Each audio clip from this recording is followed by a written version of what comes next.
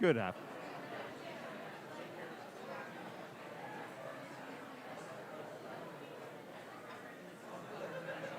Good afternoon.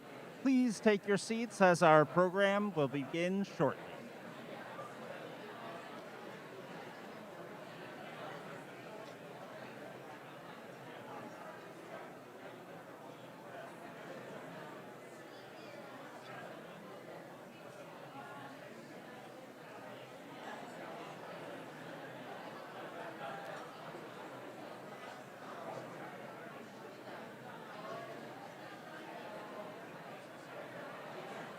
Good afternoon. Please take your seats as we get ready to begin our program.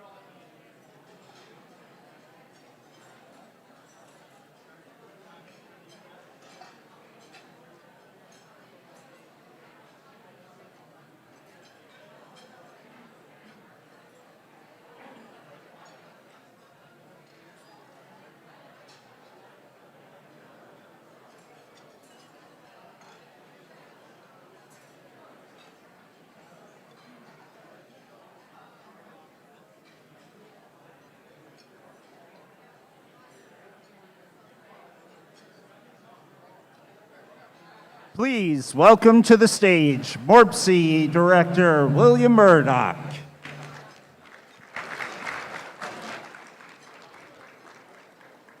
Well, welcome back, everybody. You can go ahead and keep eating your lunch. I hope that you're enjoying things. Again, I'm William Murdoch. I'm the Executive Director of the Mid-Ohio Regional Planning Commission. Our friends just call us MORPC. Well, we're really excited for the day so far. We've had great sessions. I've been able to poke my head into a number of them. Really great questions, great dialogue, good networking.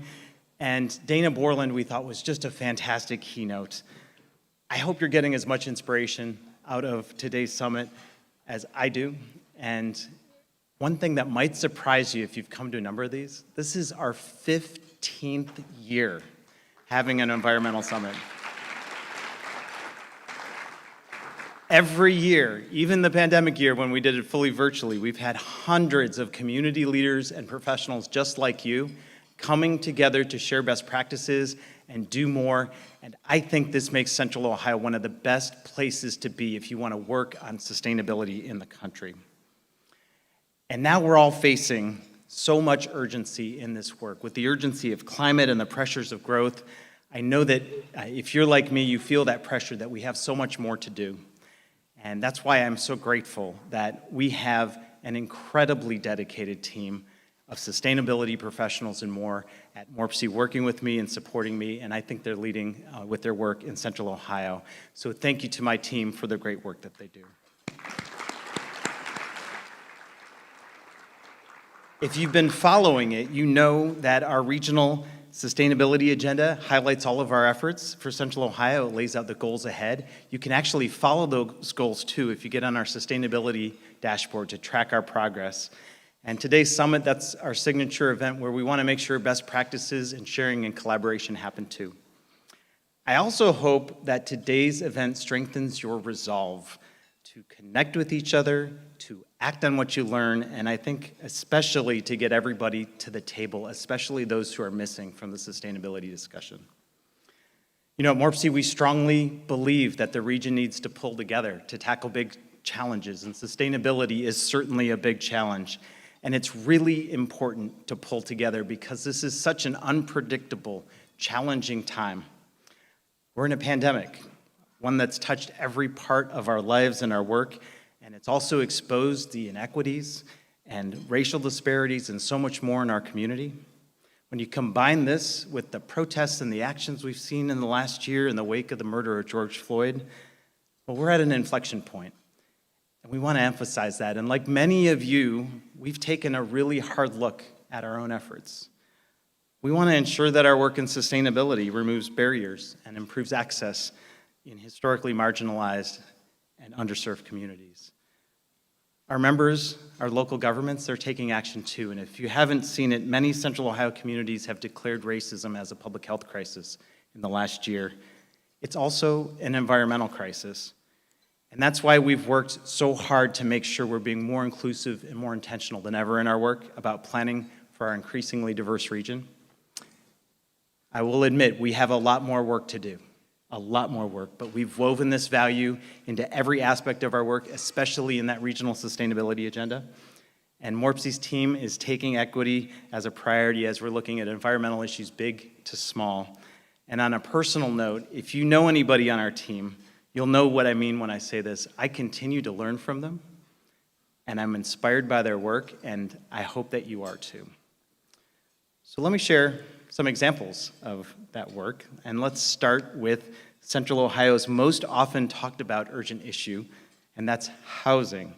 So housing is a sustainability issue. We heard it from Dana this morning.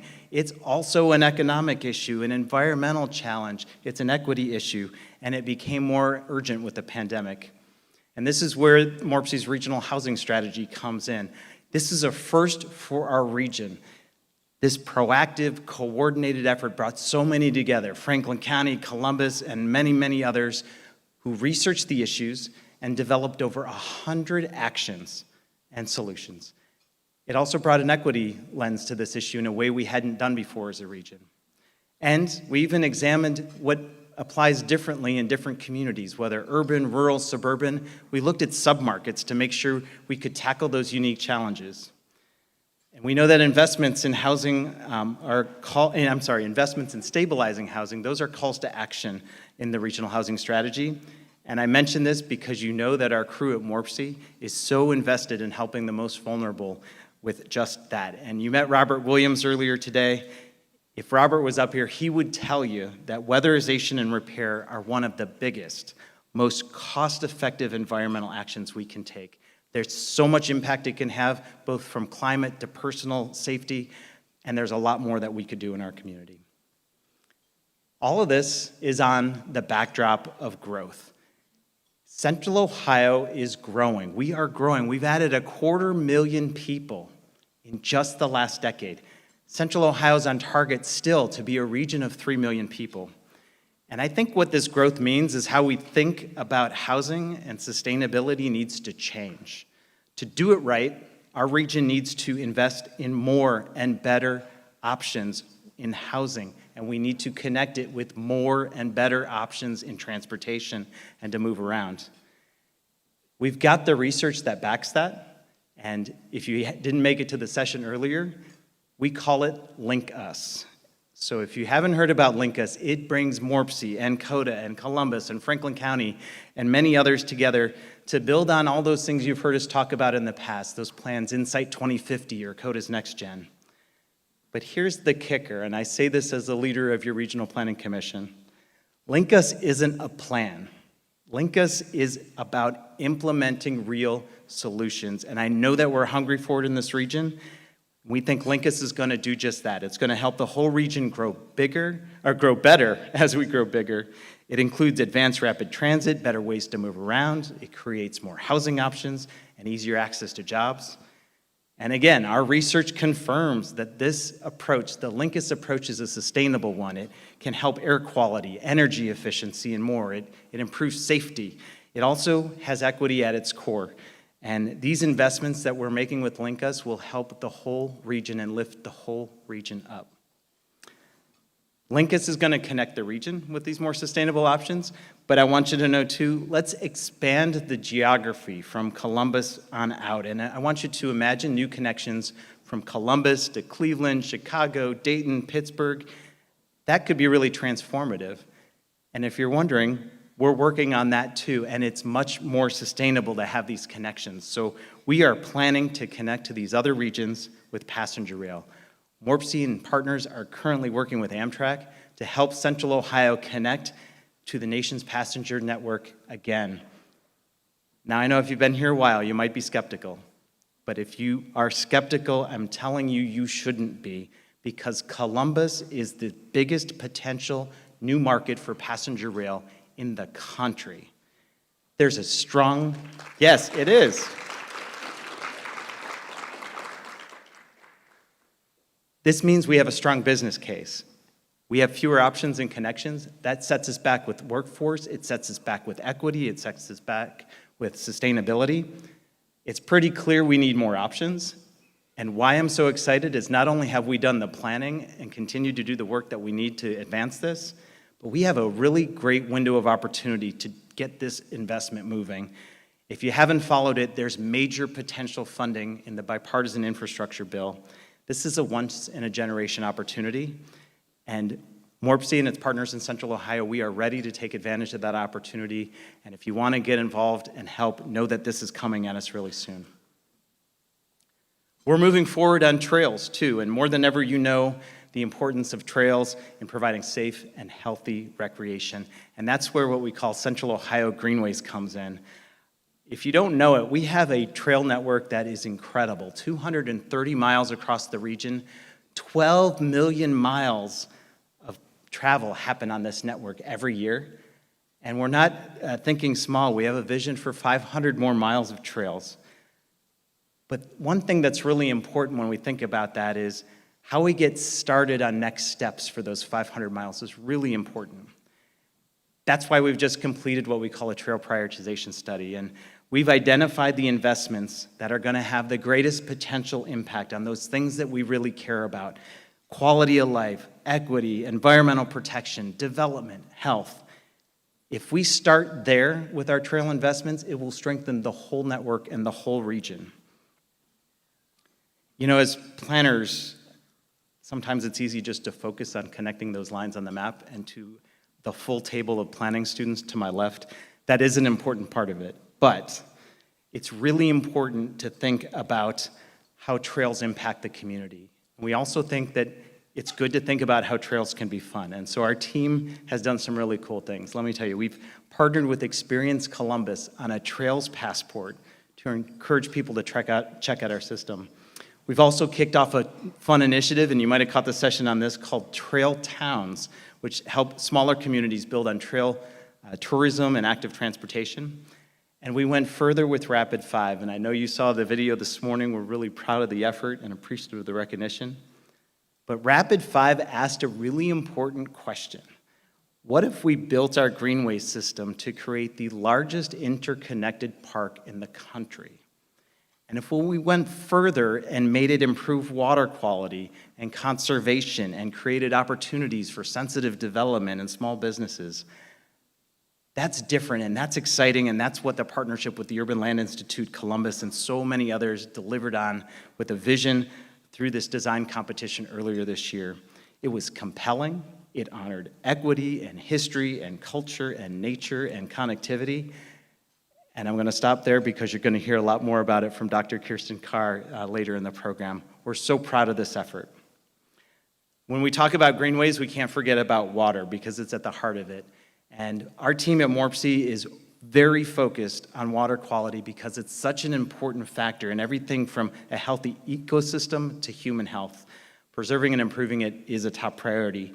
And that's why MORPC is working with communities across 10 counties in Central Ohio to create water quality management plans. And we're also working on major strategies like sustaining Sayada. These plans plot and direct actions to reduce pollution, build resilience, preserve clean water, and it's a pretty valuable resource for our region. You can't mention water without mentioning air, and this is also a big priority for us because poor air quality and rising temperatures combine to seriously impact health. I know Dana mentioned that earlier. This is our work for the region, and what we are seeing are big discrepancies in air quality throughout the region.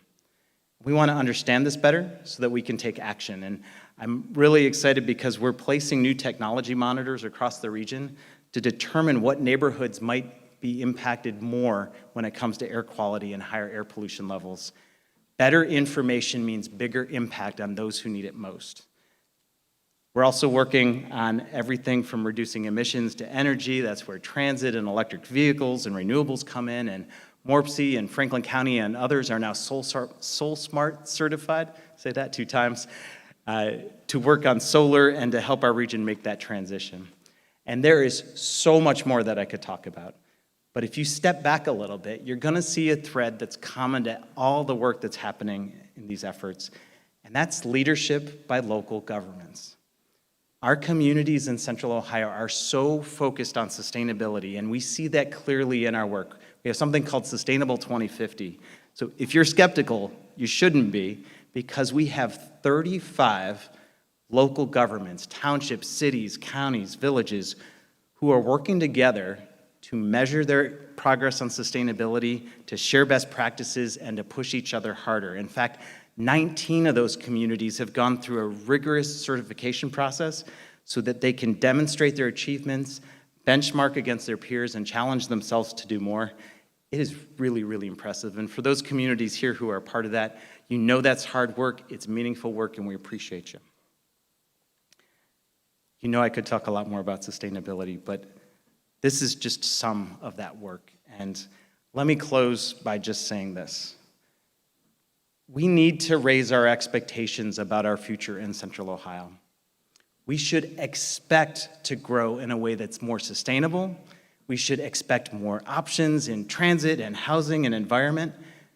And our team at MORPC, our whole goal is to help you do that and to work with you and to learn from you and to share those examples. And I just appreciate you all being here today and rallying around our work. And with that, I will just say thank you for being here today.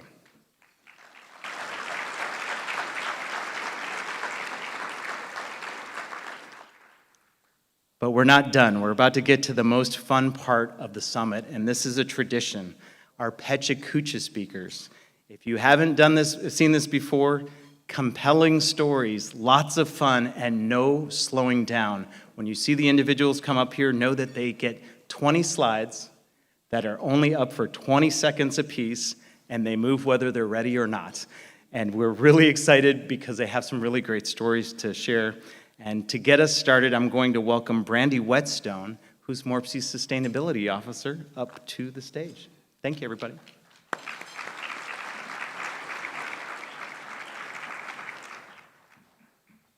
Thank you, everyone. I'm Brandy Whetstone, the Sustainability Officer with MORPC. And now what you've all been waiting for, please welcome Ty Marsh, public servant, leader, and lover of Columbus.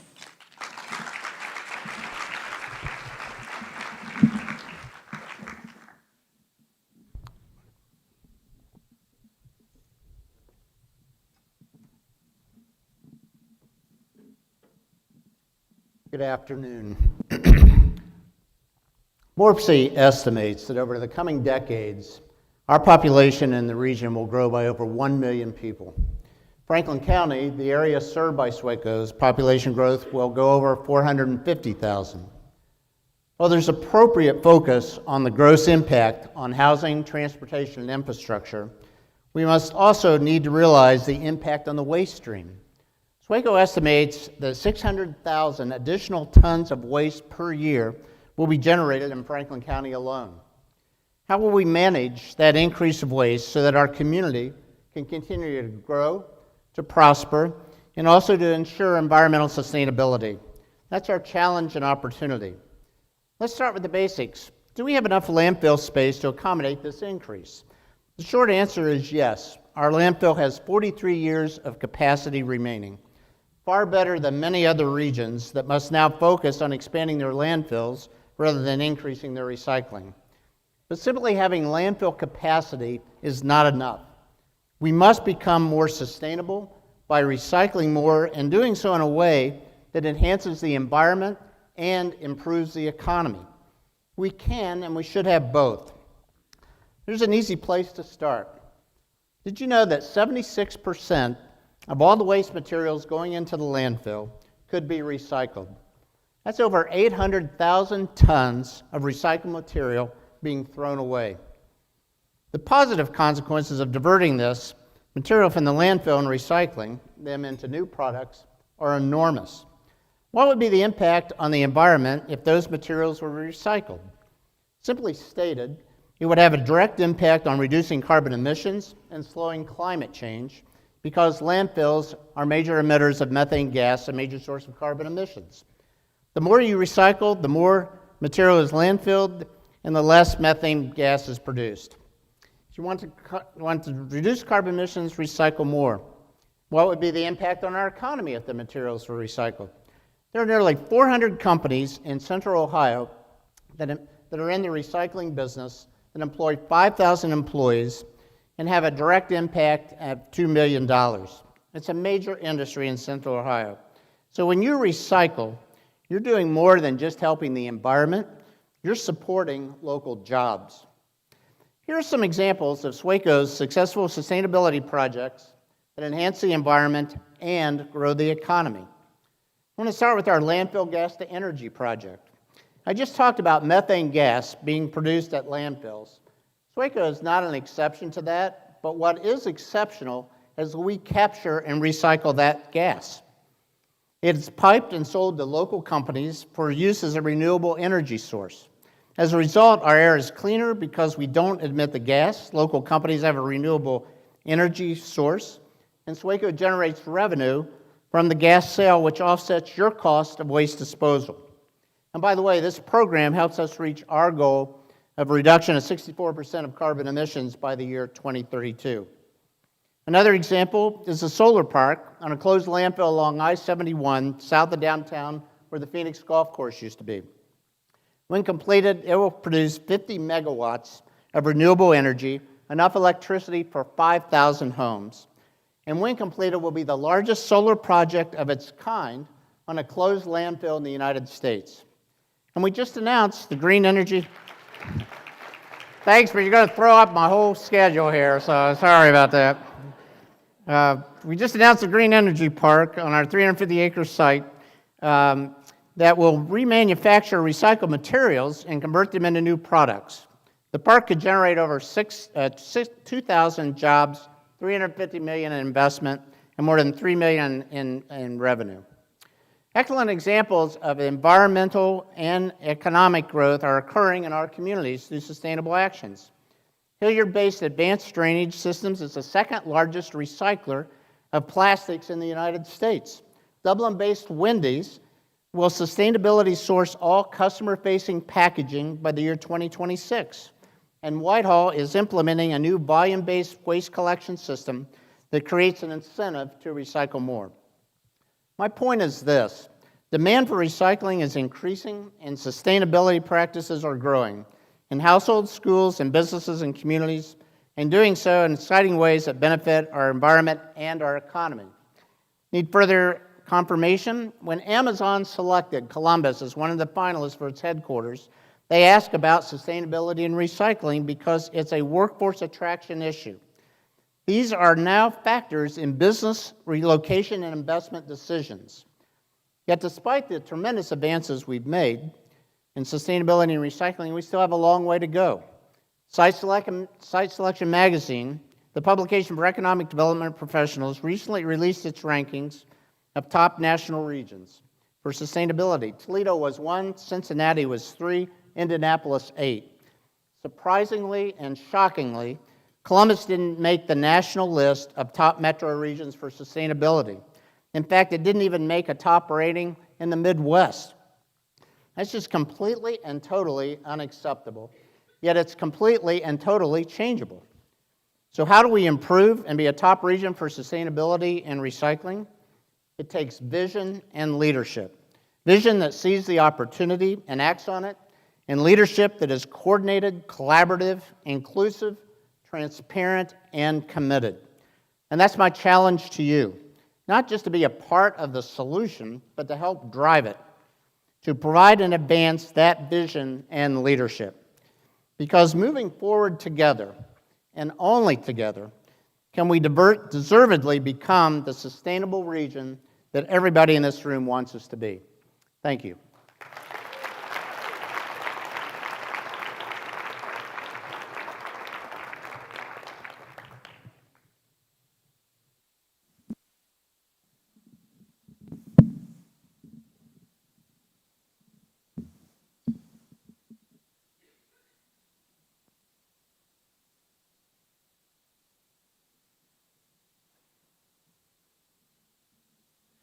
Hello, everybody. My name is Brooke White, and I am MORPC's Sustainability Program Manager. And I would like to ask you to please help me welcome Carolyn Thurman to the stage. She's a Halloween lover, a beginner gardener, and an okay listener. Please welcome her to the stage. Thank you.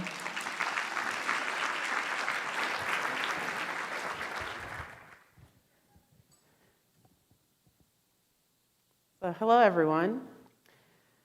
So I just want to take a second and introduce myself. I'm a millennial, and like a lot of other millennials, when I went to college, I was introduced to a whole new way of getting around. In my case, I went to college in Cleveland. I went to Case Western Reserve University, where I, for the first time in my life, was able to use rail. And that changed everything. It changed the way I interacted with the world around me. Suddenly I could walk and get groceries. I was walking to class. I was walking to work. I was walking for entertainment. I didn't need a car. And for someone who grew up in Central Ohio, it was amazing to me that suddenly these other modes of transportation became easier to use than a car. And I want to take a second and talk about our individual carbon footprint. I think we all know that when it comes to climate change, there's obviously a corporate responsibility to do better, but there's also things that we can do ourselves, our individuals, to lessen the burden that we put on the environment. And that is called your carbon footprint. So I want to take a look at this graphic that I pulled straight from the US EPA. And when they're recommending what you can do to reduce your individual carbon footprint, they kind of talk about these categories. So your home energy usage, the waste you produce, and your transportation. And I'm not going to talk about the waste and home energy because I think other folks are going to be talking about today, but I want to talk about transportation. So I entered in my info into the carbon footprint calculator. And I was excited to see that I was below the US average. I'm doing better than a lot of other households.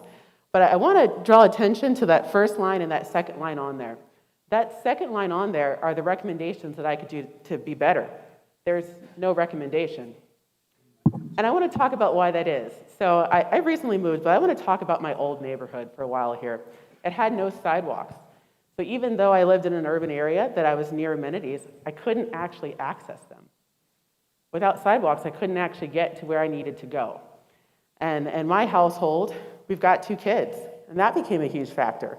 So even though, I'm a planner, so I did the right things where I wanted to have neighborhood amenities, I chose a daycare a half mile away from where I lived. Couldn't actually get my kids there, though, because I didn't have sidewalks. And I want to talk about another item that actually became a factor. A lot of times we talk about focusing that we have bus service. In my neighborhood's case, we did have bus service, and this isn't what my bus stop looked like. This one's very nice. However, I couldn't get to the bus stop. I didn't have sidewalks to get to the bus stop in the first place to take advantage of the fact that I lived off a high-frequency route. And all of that played a part into our decision to move. And here I'm thinking that, we're an upper-middle-class household, and I'm a planner. I'm going to easily find a walkable neighborhood to raise my family in. I wasn't the only person thinking that. So when I got out there, what I saw was that these houses are going into contract in an hour. Any house in a walkable community near amenities, that was also what other millennials were looking for. And there weren't very many of them, so there wasn't a lot of access to those houses. And I want to talk about the impact that has on how you engage in your community. I think we all experienced over the last year this increased love of recreation. When we weren't allowed to go interact with our community inside public spaces, we went outside. We walked around, we saw our neighbors. But that activity looked different for people in different neighborhoods. Those of us that didn't have sidewalks were more confined. We weren't able to get out and socialize in those safe ways that other people were able to do. And so we've moved into a new house, and this is not a picture of the neighborhood I've moved into, but it's close enough. And now we finally have those sidewalks. We can talk to our neighbors, we can do some recreational walking, but we don't have anywhere to walk to. So, yes, in order to be walkable, it's not just sidewalks. You also have to have somewhere to go. And so I think back to that time in college where I know it's possible. I know it's possible to be able to walk to meet friends, to walk to work, to walk for entertainment, to reduce your reliance on car dependency because you're able to walk and do the things that you want to do. And that's not just important for the adults in our community, it's also important for the kids. I've moved into a school district where all kids don't have safe routes to school. And I know I'm not going to get into a discussion about neighborhood schools or anything like that, but regardless if you have a neighborhood school or you're walking to a bus stop, all children in our community deserve the ability to walk safely. And so I want to talk about this image because a lot of times when we talk about walkable communities, we look at New York City or San Francisco. This is Cleveland. And this isn't the Cleveland that was there when I was a student in Cleveland. This is investments that Cleveland has made to the area just outside their downtown over the last 10 years or so to create that walkable community. And this is Westerville. This is a suburb here in central Ohio that's taken great strides over the last few years to ensure that we have those connections through sidewalks, through bike trails, through services like Coda Plus, so that the residents in our community have access to these sorts of amenities and don't have to be car dependent. However, that access doesn't exist for everyone. As I mentioned, in my household, we had a lot of privileges that didn't even get us to find this type of community. Not everyone has those privileges. Not everyone has access to the types of neighborhoods that I'm describing.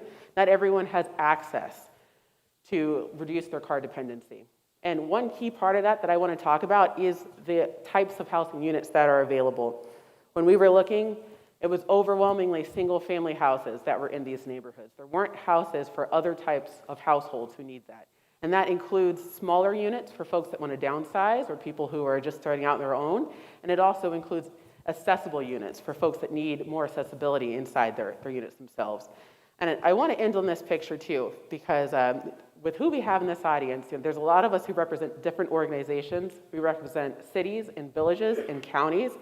And I want to really make sure that we're taking that responsibility on to ensure that everyone has access to these types of communities these types of neighborhoods in our communities.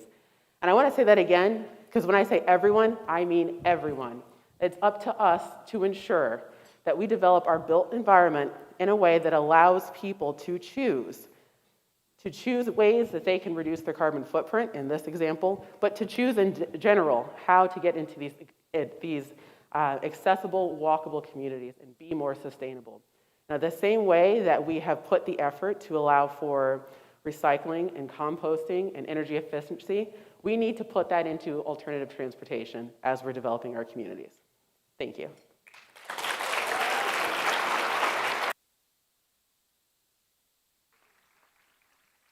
Please welcome to the stage Dr. Edwina Tay, Associate Planner.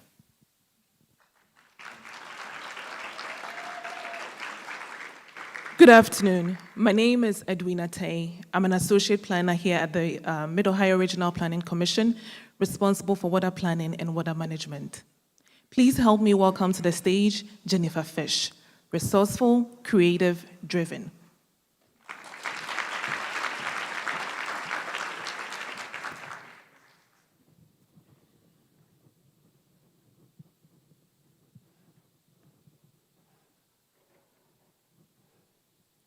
We are so fortunate here in Central Ohio to have many miles of beautiful streams to enjoy. Protecting these streams and improving water quality is all about using the land wisely to soak in the rain. Anyone here play SimCity when they were a kid? My communities, when I was a kid, I would spend hours playing SimCity.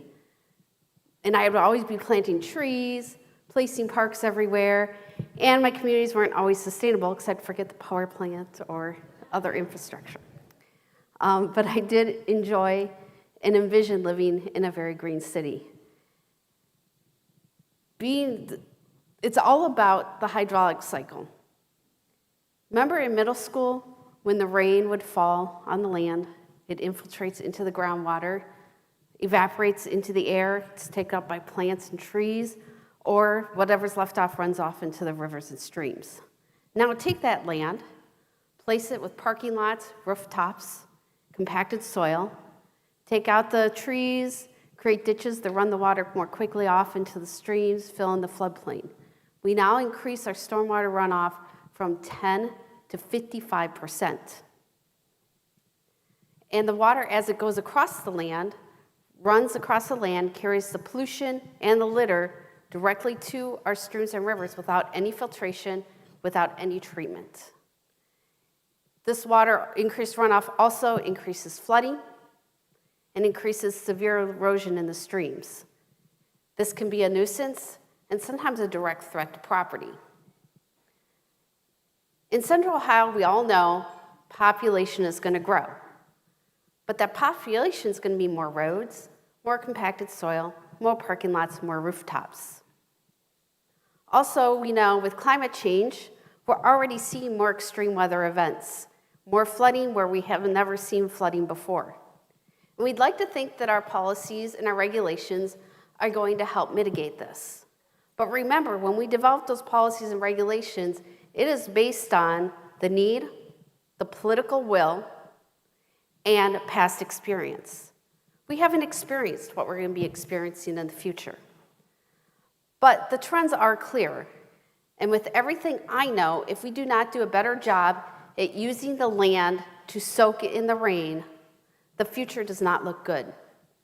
The good news, however, is that we have so many opportunities to do this, and we need to do it everywhere, and we need to do it quickly. You can start by planting native plants at home. Native plants have deep root structures that help break up the Ohio clay soil and infiltrate more rainwater. They're also the best possible food for birds, butterflies, and bees. The most famous example is the monarch butterfly that depends on the milkweed plant for its survival. Did you know right now, local stormwater conservation districts are accepting the brown, dried milkweed pods? You can drop them off at our office, and then we provide them to the Ohio Department of Natural Transportation so that they can plant them across roads throughout Ohio. If you want to take native plants up a notch, plant a rain garden and redirect your roof runoff to that rain garden. This does take planning, digging, soil amendments, and costs. The good news is we can help you here at Franklin Soil and Water, and we also have some limited cost share dollars available. The best native plants are trees. According to iTree, the City of Columbus tree canopy can take up to 2 billion gallons of water in a year. Trees also take up carbon dioxide, give us oxygen, provide shade and shelter, and so much more. Let's face it, trees are the absolute best, and we should be planting them everywhere.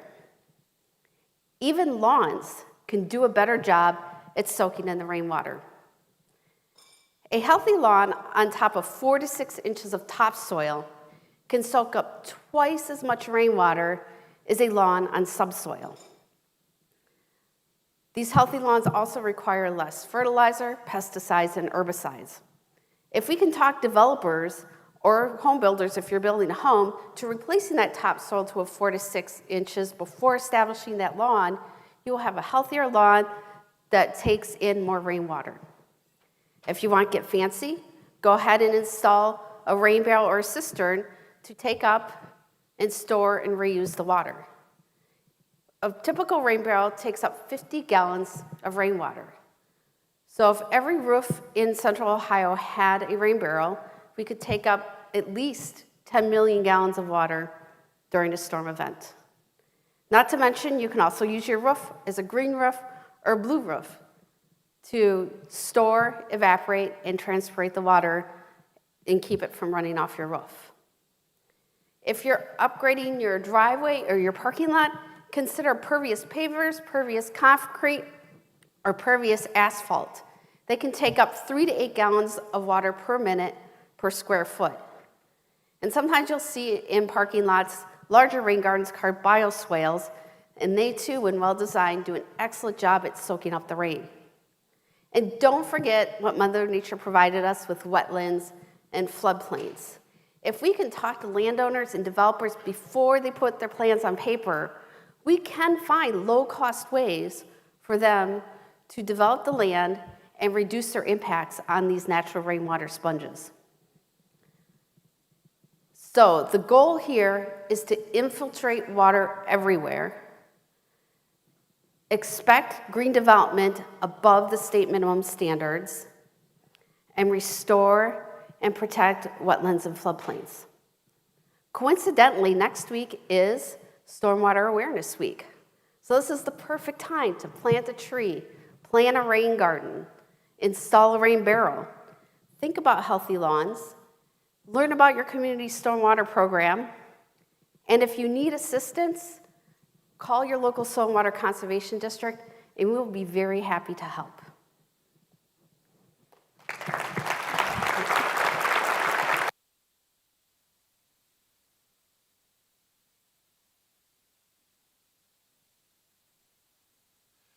Please welcome to the stage Rwanda Hampton, Diversity, Inclusion, Engagement Officer.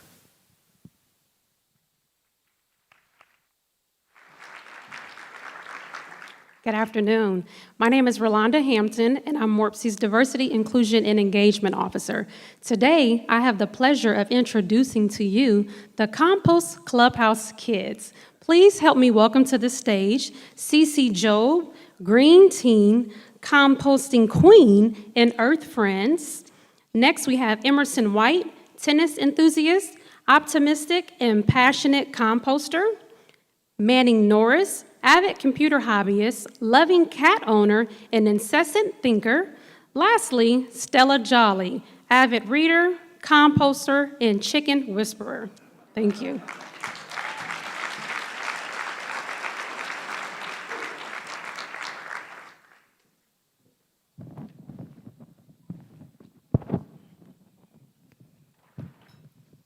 Okay, so we humans here, we have a problem, and that is waste, literally.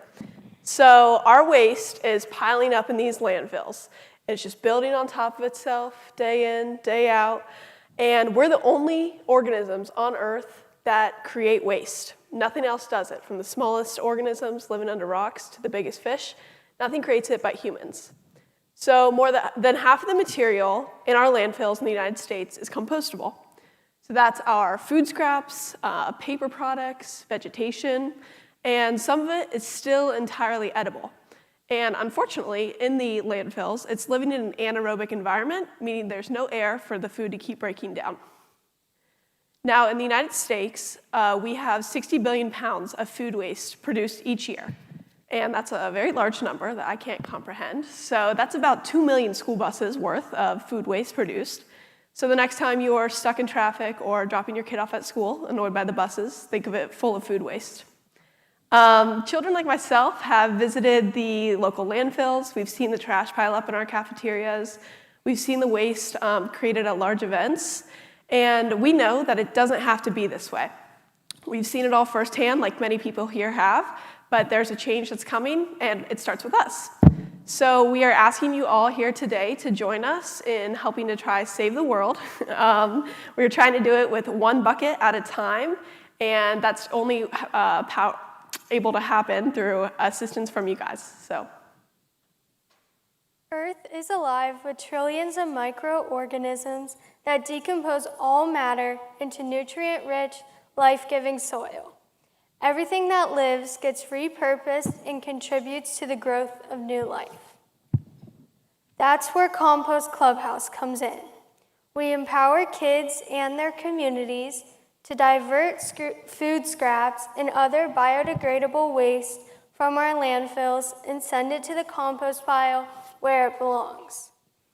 We connect with others in our community to learn about the issues, discover solutions, and spread the seeds of composting far and wide. We provide everything people need to begin composting, and we offer weekly pickup services to make the process simple.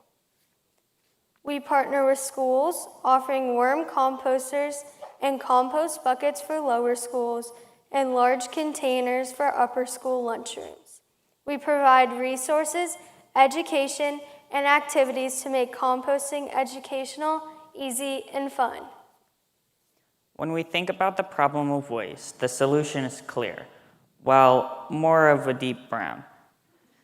September 1st, 2021 marked 2 years since Compost Clubhouse picked up our first bucket of compost. Thanks to the wonderful support of our subscribers and everyone in the community we serve, today we support 250 households, 14 schools, and have diverted over 50 tons from Central Ohio landfills.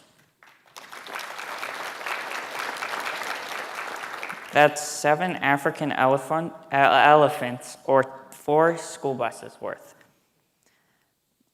The Compost Clubhouse youth-led team travels to local events with our fleet of 48-gallon receptacles to connect with community members, teach about the importance of and the magic of composting to divert food waste.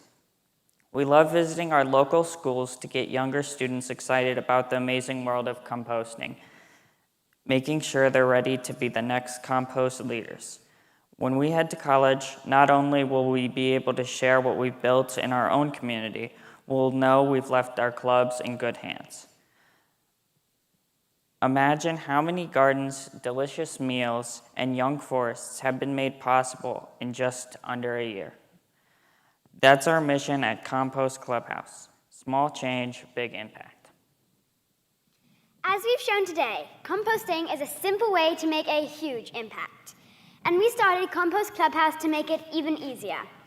Whether or not you have your own vegetable garden, whether you live in a house or an apartment, contact us to get started composting in your backyard, to bring your organic scraps to a local drop-off station, or to receive curbside pickup. If your school or your child's school doesn't compost yet, reach out to us and we'll work together to create an action network to change that. It doesn't matter who you are. It doesn't matter how old or young you may be. We're just here to help you turn waste into brand new life. Join our club. Thank you.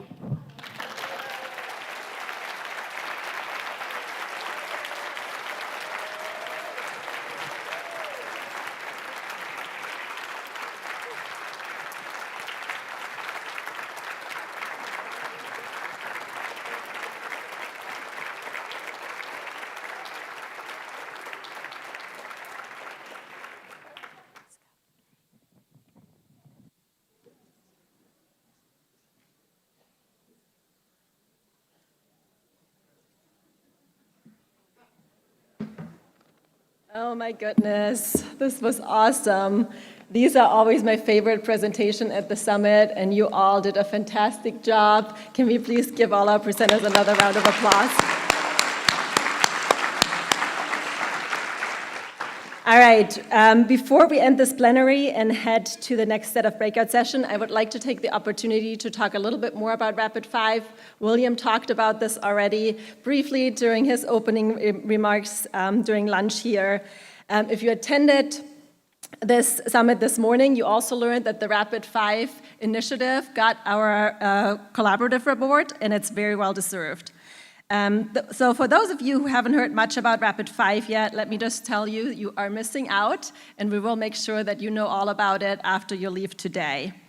Earlier this year, with the financial support from many communities, many of you are in the room today, thank you, and also support from our private firms and organizations here in Franklin County, MORPC partnered with the Urban Land Institute of Columbus and hired the Neighborhood Design Center and 5 very talented local design firms to come up with new visions for our 5 major river corridors.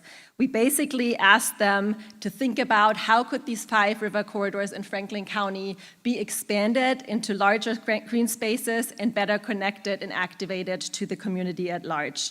And so we're talking about ideas like a regional park district around the Big Darby, Griggs Dam bypass with whitewater, opportunities on the Scioto, which I personally can't wait to be on myself, a modern confluence center where the Scioto and Olentangy meet, a mixed-use, mixed-income community for Hanford Village and the Alum Creek area, and then also a kayaking launch at Friendship Park in Gehenna along the Big Walnuts, and so much more.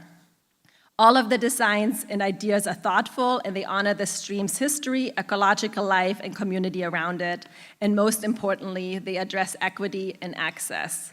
As one of the most economically and racially segregated regions, we know we need to do more, and we need to make sure that this system is a reflection of who we are and who we want to be as a region. We need to raise our expectations across the board, as William already said, and I think we're starting to do this with Rapid 5, but we're also doing this with other regional initiatives such as LINCA, Central Ohio Greenways, or the Regional Housing Strategy. So I really want to encourage you to get involved. Specifically to Rapid 5, there's a website called rapid5.org. You can check out all these visions in much more detail. But we also were able to partner with Experience Columbus this year for an outdoor trail pass to actually experience all the amazing amenities we already have today. You can just download it on your phone and have even the chance to win some prizes. So with that, I'm going to wrap it up, and I'll send you out to go learn more, engage more, and network more. The next set of breakout sessions begin at 2:15, and then they are followed by some great conversations at 3:30. In the meantime, go check out the exhibitor spaces, maybe pick up a bucket at Compost Clubhouse. My family is already doing it. My daughter and her friends are ambassadors for the city of Reynoldsburg, and also just network with your peers. I know this is a rare opportunity within the last 2 years that we have to actually be in person and hang out and catch up, so definitely take advantage of it. And thank you again for coming, and we hope you enjoyed it.